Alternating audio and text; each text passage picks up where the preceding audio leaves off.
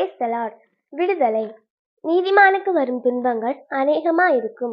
கர்த்தர் அவைகள் எல்லாவற்றிலும் நின்று அவனை விடுவிப்பார். சங்கீதம் 34:19.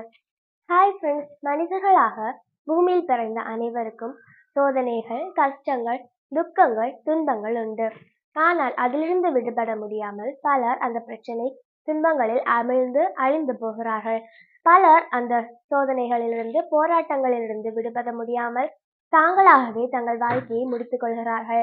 ஆனால் நீதிமான்களாக இருக்கும் தேவ பிள்ளைகளுக்கு வரும் துன்பங்கள் மற்ற ஜனங்களுக்கு வரும் துன்பங்களை விட அதிகம்.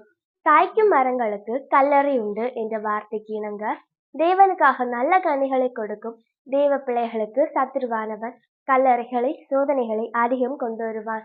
ஆனால் நம் தேவன் நமக்கு சத்துரு கொண்டு வரும் அனைத்து போராட்ட தந்திர துன்பங்களிலிருந்து அவர் நம்மை விடுவிப்பார்.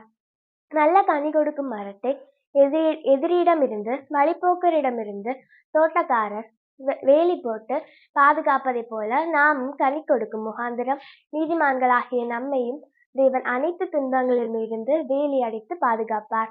நாம் படும் அனைத்து உபத்திர பாடுகளிலிருந்து நம்மை விடுவிப்பார். நம் மேய்ப்பன் இல்லாத ஆடுகள் இல்லை. நம்மை விடுவிக்கும் மேய்ப்பன் நம்மிடம் உண்டு. ஆனால் துன்மார்க்கருக்கு துன்பங்கள் குறைவாக இருந்தாலும் அவர்களை விடுவிக்க ஆள் இல்லாமல், இருந்த இடம் தெரியாமல் அறுப்புண்டு போவார்கள்.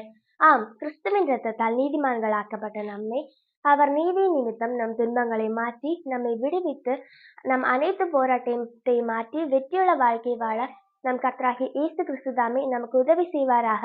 ஆமென்.